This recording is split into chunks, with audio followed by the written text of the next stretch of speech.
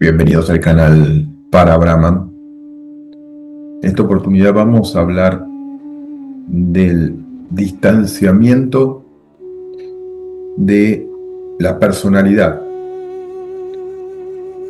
de la profundidad cognitiva que genera el autoconocimiento y cómo lo que antes llamábamos el personalidad, el yo egocéntrico, el ego,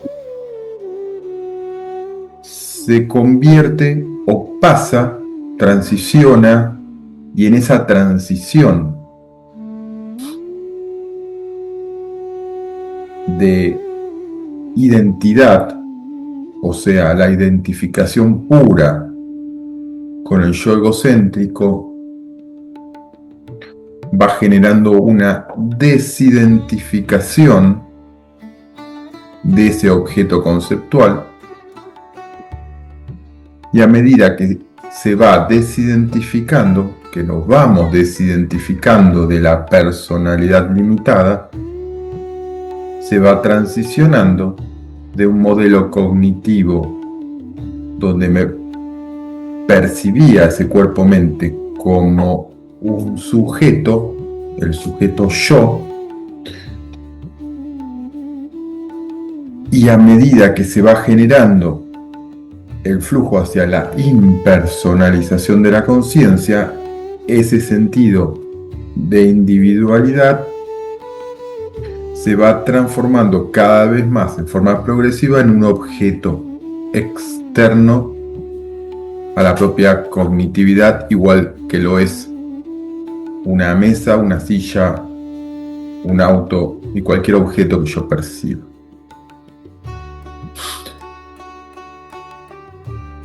Eso es la despersonalización de la percepción o la impersonalización de la conciencia.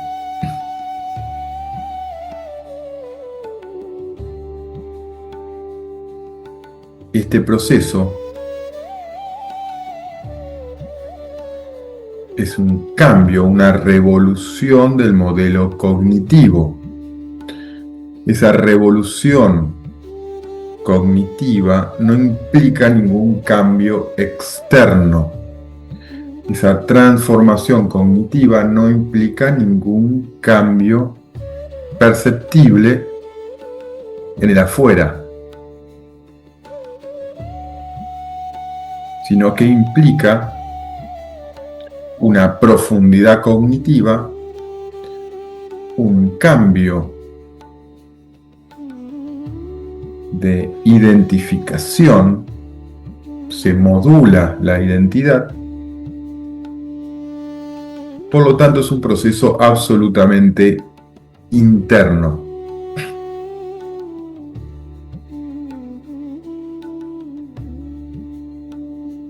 Por esto es tan difícil poder reconocer esta experiencia de autoconocimiento que llamamos autorrealización del sí mismo en alguien externo a mí, porque yo puedo observar lo externo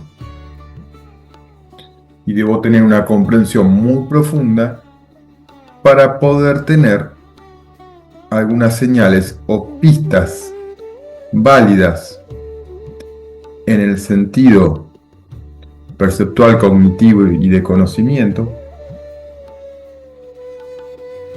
que puedan ser reflejadas en un hecho, un fenómeno externo, por lo que llamamos el Buda externo, el Cristo externo, el Gurú.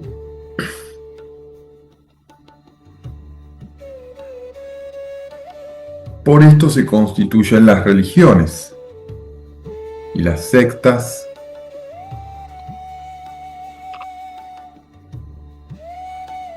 porque se necesita muchas veces crear una estructura dogmática tipo escuela, tipo tradición, para poder seguir aquel que ha logrado esa experiencia trascendental. Como yo no puedo darme cuenta realmente cómo se llega a esa experiencia, debo seguir a otros en base a una estructura, una institución. Ese es el camino de la ignorancia, el camino de seguir los restos arqueológicos de una tradición que sintetizamos en lo que llamamos religión, para poder seguir esa experiencia. Ahora, el problema es que como las instituciones están sostenidas, mantenidas y transformadas por personas que siguen un ideal de aquel que ha tenido una experiencia trascendental, dígase Buda, Jesús, Ramana Maharshi, Lao Tse,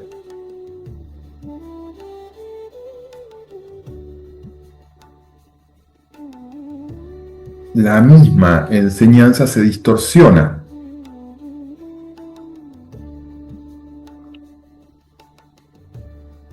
Y cae en el ritual, cae en la dominación, en el negocio, en cualquiera de los aspectos que confunden espiritualidad con materialismo, egocentrismo y tiempo lineal. Por eso, las grandes religiones y las sectas terminan contradiciendo la enseñanza de aquel que ha realizado el autoconocimiento. En el mejor de los casos. En el peor de los casos siguen a los que llamamos falsos profetas, que podemos enumerar por miles, porque por cada gran iluminado, por cada gran autorrealizado que ha dado la humanidad, hay miles de falsos profetas.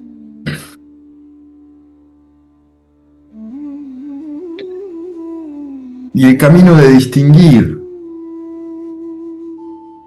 entre un falso profeta y un verdadero maestro autorrealizado es un problema simplemente de la primera etapa.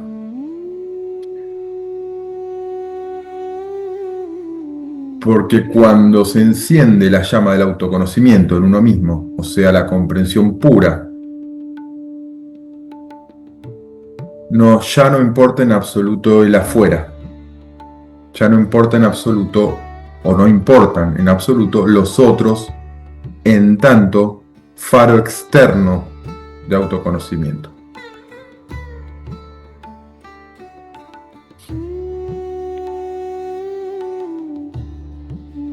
Por lo cual, entramos en una paradoja.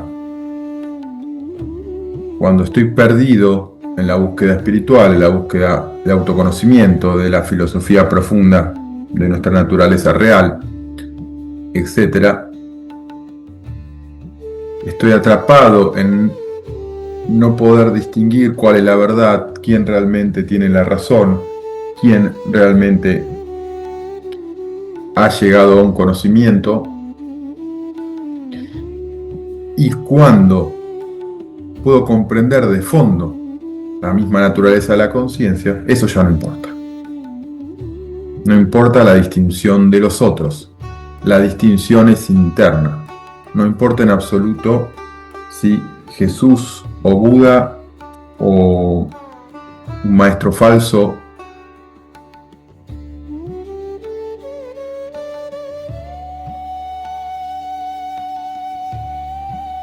es reconocido o no.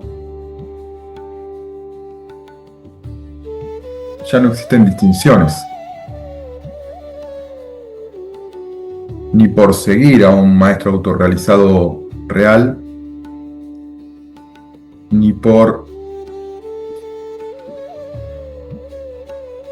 señalar un maestro falso, un falso profeta.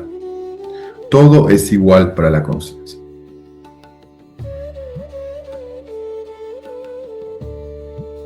Para que exista el verdadero, deben existir los falsos.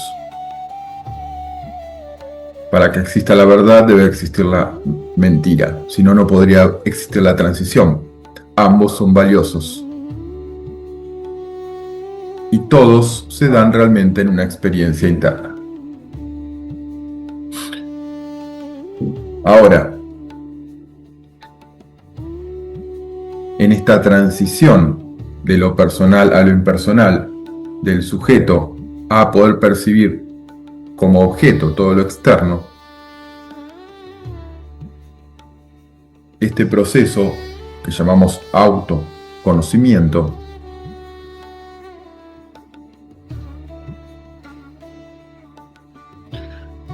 nos va develando cómo todo aquello que yo creía ser no era más que un objeto conceptual, que un concepto limitado por el tiempo-espacio, dependiente y aparente. No era lo que yo creía. Realmente, las enseñanzas de los Vedas y los Upanishads y los textos fundamentales del Advaita pueden parecer complejos por momentos,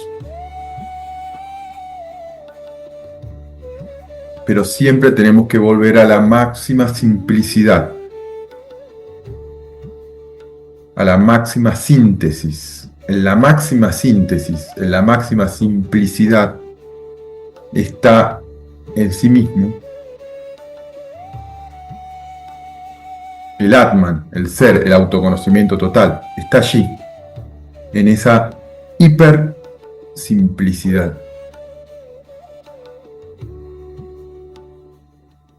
O mejor dicho, en una síntesis final. Como bien enseña el libro del Tao. ¿Qué es la contrapartida? La total simplicidad de la enseñanza es la contrapartida a la hipercomplejidad de Maya, de la ilusión. Que en la medida que empiezo a pensar, empiezo a sentir emociones, empiezo a percibir, empiezo a generar acciones, se empieza a desplegar una complejidad que tiende al infinito, porque cuanto más avanzo en el mundo externo de Maya, el campo de conocimiento fenomenológico, o en el mundo interno,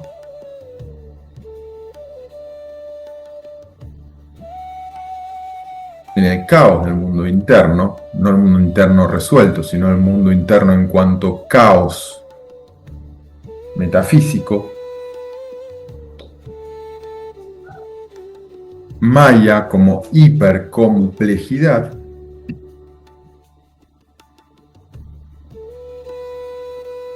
va a generar una gran crisis, un gran sufrimiento, una gran perdición, porque tanto en el mundo externo fenomenológico como en el mundo interno psicológico, un mundo burdo de los 5 elementos, otro burdo sutil de los 5 elementos sutiles, ambos por igual están gobernados por el caos y la anarquía de Maya. El interno, porque el sistema cognitivo completo tiene múltiples funciones mecánicas que chocan unas con otras. Los pensamientos contra las emociones contra el intelecto, son niveles, ¿no?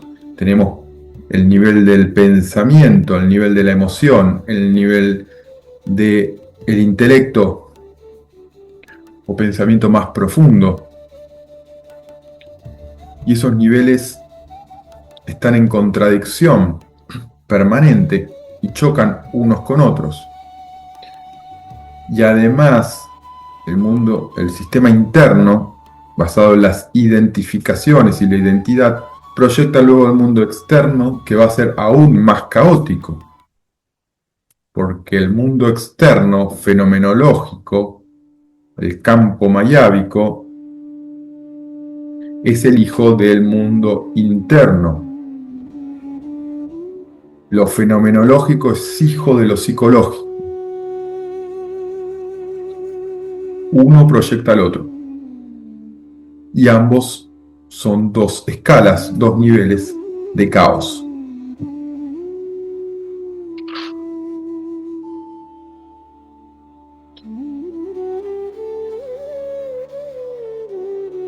Y en la medida que este caos no es resuelto, la misma mecánica ciega de las estructuras cognitivas terminan arrasando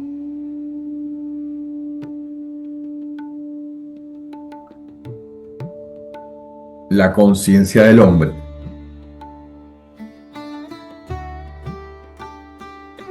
Porque el hombre o la mujer o la personalidad en su constitución se basa en estas estructuras cognitivas y biológicas para, o mejor dicho, casi en forma automática y mecánica se constituye el yo.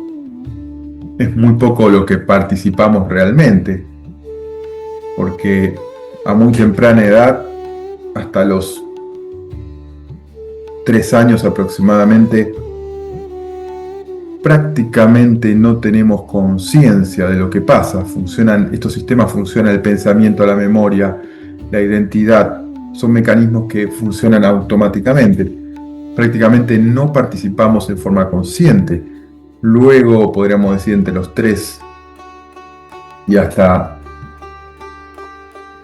la adolescencia, podríamos decir que es una gama de conciencia que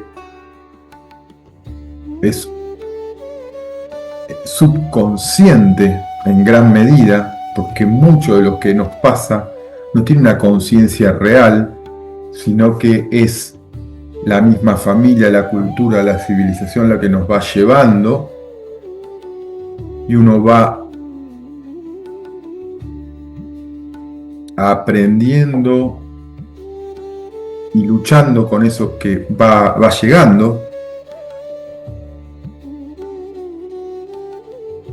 Y luego, ya cuando empieza la edad adulta, podríamos decir que estamos plenamente, en el mejor de los casos, conscientes, en una conciencia de vigilia pura. Pero toda esa evolución del cuerpo-mente, de la personalidad, del yo fenomenológico o yo teórico, que se construye en infancia, adolescencia hasta adultez, todo ese proceso se da con muy poca participación real nuestra. Son los mecanismos impersonales que funcionan en todos los niveles. Es por esto que cuando se constituye y se finaliza el yo o personalidad,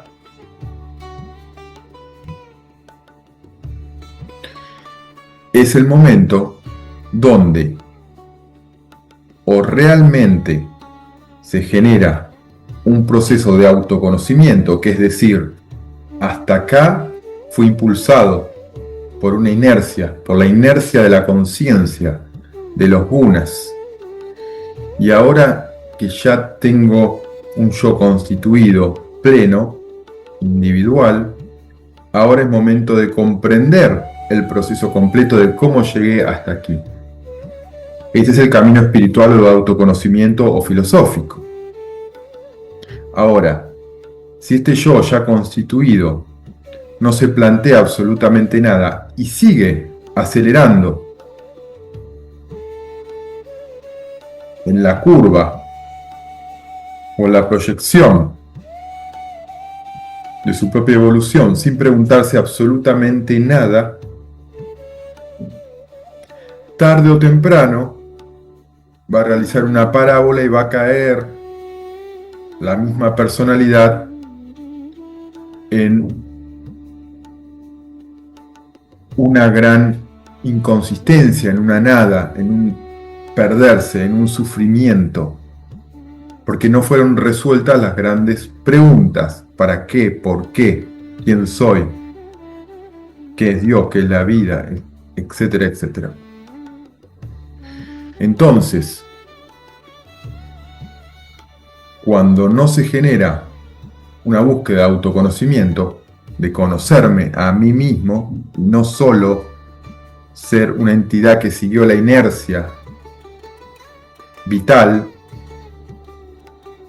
y cultural, cuando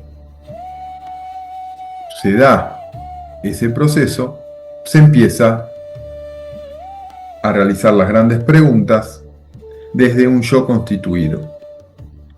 Quien no lo hace va a terminar tarde o temprano en un punto de sufrimiento y caos total, porque siguen los motores mecánicos que me llevaron a constituir un yo, ya no son suficientes para conocer la conciencia misma. Me sirvió para crear un yo constituido, con límites fijos, una personalidad concreta.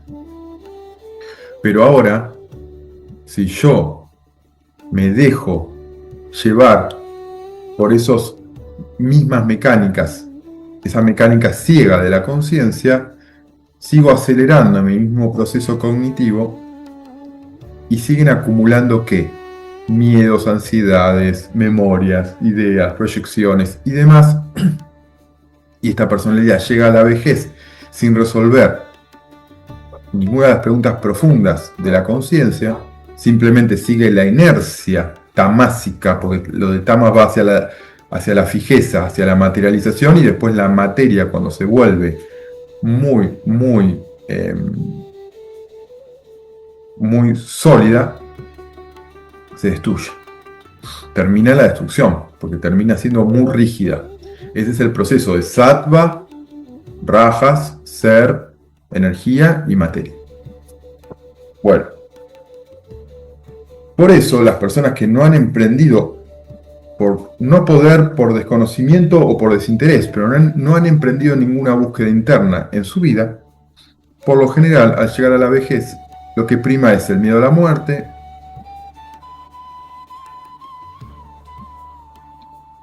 y la melancolía de lo que ya no tengo, de lo que perdí.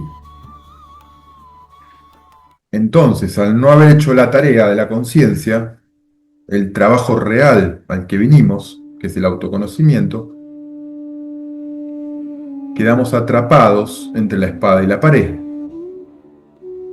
La nostalgia y la angustia de haber perdido todo lo que tuvimos, y el miedo a esa sombra oscura, a esa pared de noche eterna, que es lo que llamamos, desde el enfoque de la personalidad, la muerte.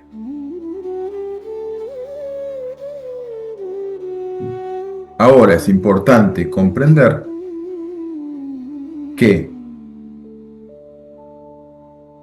quien realiza un camino de autoconocimiento puede fallar, puede no lograr encontrar su verdadera naturaleza.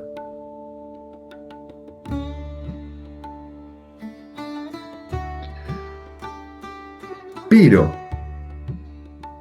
con el mismo hecho de ya tener una motivación, con el mismo hecho de ya tener una reflexión interna, un intento de mirada trascendental, eso mismo ya prepara a la conciencia para que se vaya degranando, se vaya puliendo el autoconocimiento.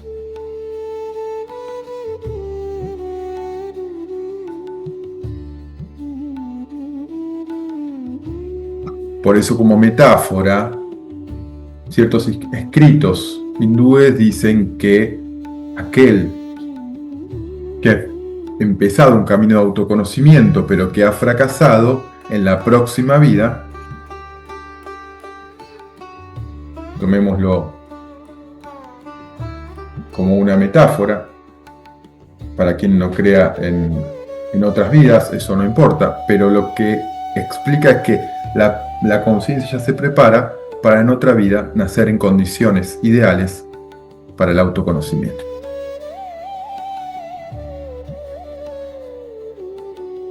Ahora, el que realmente comprende la urgencia del autoconocimiento y el deber del autoconocimiento como máxima meta de la misma conciencia, es un vuelo en el cual no podemos bajarnos, es un tren que arrancó y en el cual no podemos bajarnos, pero podemos comprenderlo. Y en el mismo hecho de comprender el viaje, cambia completamente la ecuación del viaje.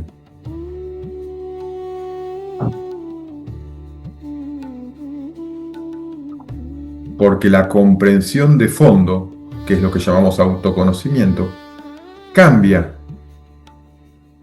al sujeto, cambia la escala, por lo tanto cambia completamente toda la realidad. Porque comprende que nuestra real naturaleza no es el yo fenomenológico limitado, condenado a este proceso de la conciencia, de la niñez, adolescencia, adultez y vejez, y morir con la nostalgia de lo perdido y el miedo a la muerte. El autoconocimiento cambia la ecuación y despierta. Y comprende que el límite de la personalidad era falso y que realmente toda experiencia, y hablando de nostalgia o de melancolía, toda experiencia pasada era solo un posible recuerdo entre infinitos y que toda experiencia vivida por la conciencia es mi misma conciencia. La conciencia en sí misma incluye como contenido toda experiencia de la conciencia. Y esto parece teórico, parece simplemente una idea conceptual, pero en la medida que profundizo en esta experiencia, caen las barreras del conocimiento limitado, lo que llamamos conocimiento cerrado, y se abren las barreras del conocimiento abierto, que implica que realmente los límites entre los objetos, entre las emociones, entre los pensamientos y entre el yo fenomenológico no existen. Pero primero tengo que comprenderlo profundamente y luego la realidad me va a ir mostrando evidencia y experiencia en esta dirección, en la experiencia de la impersonalidad.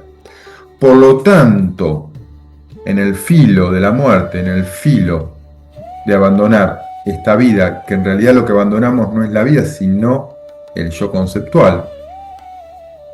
Pero, en la medida en la que comprendemos esto, cae todo el sistema emocional que sostenía la amargura de la nostalgia de lo perdido. Cae por su propia irrealidad, porque realmente todo conocimiento soy yo mismo y no hay ningún conocimiento particular con el cual esté identificado. Mi identidad es la experiencia en sí misma, como contenido total de la conciencia. Y ahí ya derribé al primer enemigo.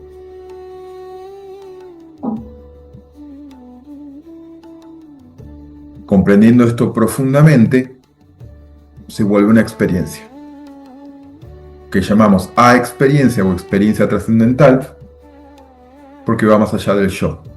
Rompe sus límites y no puede haber ningún tipo de nostalgia, porque no hay nadie que pueda contener esa nostalgia en forma limitada. Es una explosión, una revolución cognitiva. Y lo que predomina es al revés, es Ananda, es felicidad pura, como prema, como amor divino, porque al romper los límites de la experiencia en sí misma es una, podríamos decir, exuberancia de conocimiento, de experiencia, de trascendentalidad, que al no haber límites fijos, estancos, en vez de nostalgia hay felicidad pura y paz. Y al ser vencido el primer enemigo,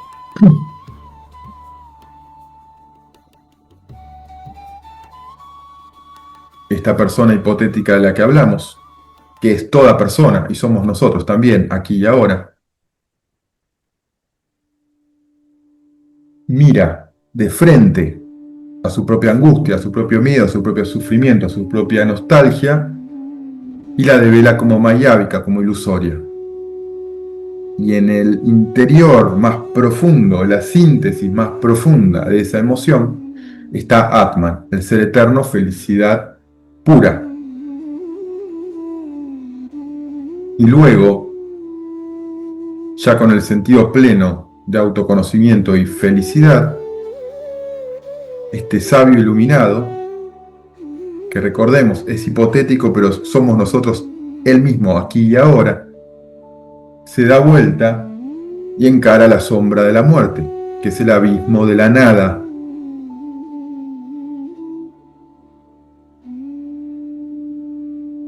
Y como toda sombra,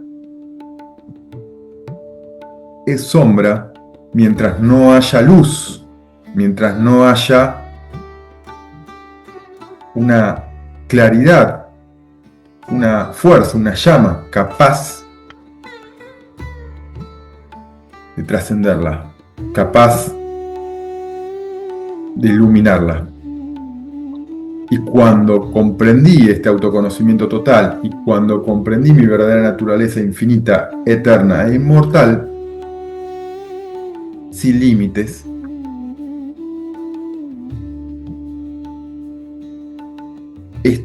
esta pared oscura, este umbral oscuro, esta parca, ¿no? Lo que simboliza la muerte, la parca con la cara oscura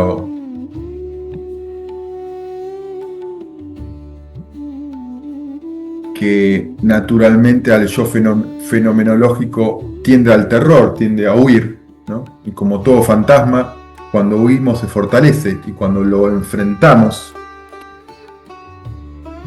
se desvanece, porque esa es la cualidad del fantasma, es la cualidad fantasmagórica, es la cualidad de Maya.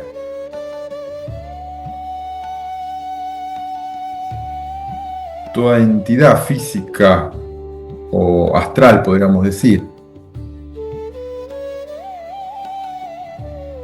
a la que tememos porque estamos reflejando nuestro miedo del yo limitado, se vuelve fuerte.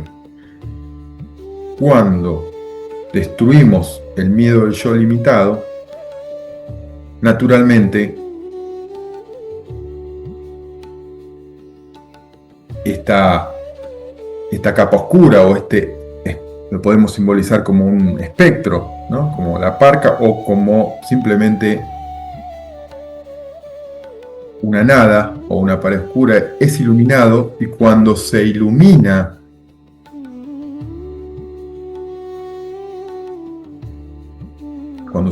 la muerte, esa nada o ese terror proyecta ¿qué?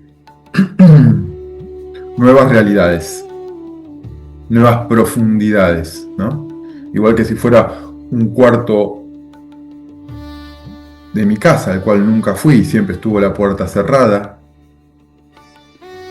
Solo imaginé las peores cosas. En cuanto abrí la puerta e iluminé, vi que ese límite no existía realmente como límite, salvo por el temor que me impedía poder verlo.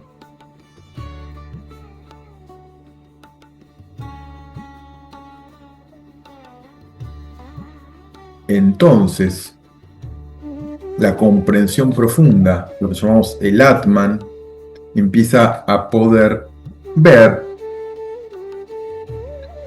más allá del límite material y del límite de lo que llamamos vida o muerte.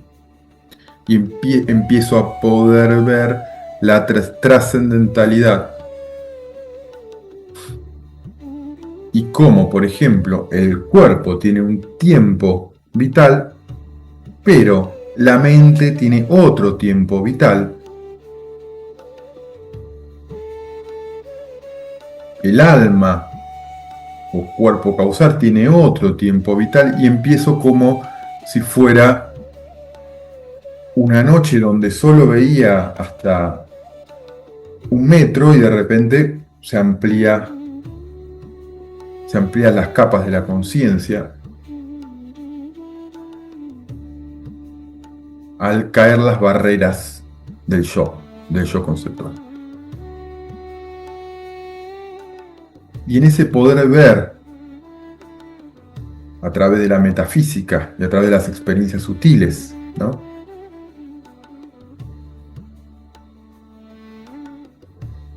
Los campos cognitivos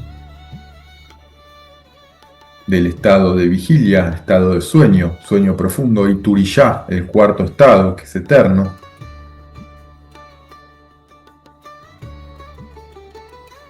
Empieza a poder visualizarse las capas de la conciencia como cuerpo, como mente, como alma o cuerpo causal, que es la expansión de la conciencia sin los límites de la individualidad. Y cómo esta apertura de la conciencia nos conecta con el Atman, con el ser, y luego con Brahman, la conciencia total. Y no hay límites entre las capas del ser.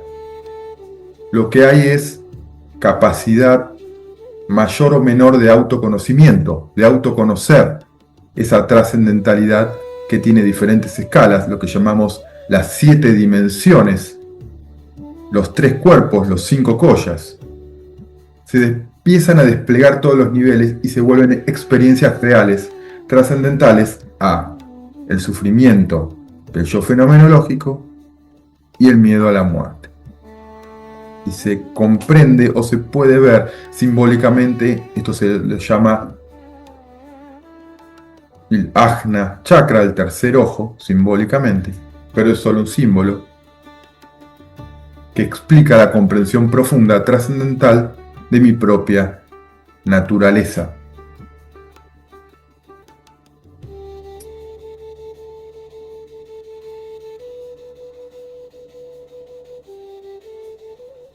Y eso es el paso del yo personal a nuestra naturaleza real, el yo eterno, como Atman, ser, que es en esencia eterno, infinito e inmortal, en contraposición al yo fenomenológico, que es egocéntrico, materialista, de tiempo lineal, y que está atrapado en el miedo a lo perdido, la nostalgia de lo que no volverá, y el miedo a la muerte. Ese salto, esa transformación, esa revolución cognitiva que propone el Advaita, experimentado por sabios durante generaciones, durante miles de años, es el fundamento y síntesis de todo el camino de autoconocimiento, que se sintetiza simplemente yendo a la reducción: yo soy Brahman, yo soy Brahman. Y se recuerda constantemente mediante la experiencia yo soy, en forma persistente hasta que emerja el autoconocimiento y la autoexperiencia como una realidad que es lo que yo realmente soy. Gracias.